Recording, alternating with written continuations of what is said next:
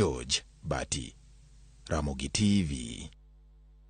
Riwruok mar Azimio La Umoja One Kenya Alliance koro wuok oko ka kwero jotelo ma Kenya Kwanza kuom rwako nying jatend Kenya machon Uhuru Kenyatta e ng'anyo makoro dhi mbele pachoka. Azimio wacho ni Uhuru Kenyatta onge kod wach mora mora ewi ng'anyo ni mar jo Kenya ng'anyo nikech pek mar ngima.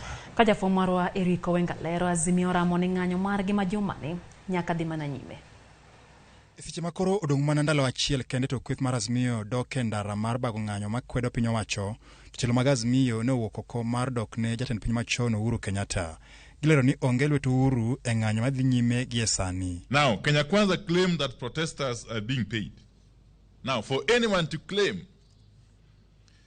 that those protesters who came out in hundreds and thousands in places like Emali, Busia, Kitale, Kilifi, Kakamega, Machakos, and Nairobi, among other places, were paid is to be extremely insincere and to live in deep denial. We are shocked that Kenya Kwanza is talking of those who orchestrate, plan, and finance violence. Kweth no chung kar tiendgi ni onge dok chien nyaka nengo ngima fongre. Give them food and they leave the streets. Namna hiyo? Yeah. And people don't eat in faces. Yes, people eat today. Okay? And every day. Just tell Kenyans how food will be affordable now. Today. And they will leave the streets. Otherwise, if you don't do that, be ready. Jotelo mag Azimio nowacho magi kinde romo margi kama bende ne gipodho wach kaka ng'anyo biro dhi nyime kuom ndalo adek e jumani. Ka gitudo piny owacho kuom tuo jopiny ahinya to e kinde ng'anyo. We will not fight our fellow countrymen. I want to make it very clear. In Nairobi we live as a community. Kikuyu, Luya, Jaluo, kila mtu hapa. Saa ile Jaluo analala njaa, Muluya analala njaa, Mkikuyu analala njaa. We will not fight our fellow countrymen. We take note that the Kenya Kwanza MPs have threatened to mobilize their supporters to counter protesters whom they believe are supporters of Azimio. Again, Kenya Kwanza is missing the point and get it wrong.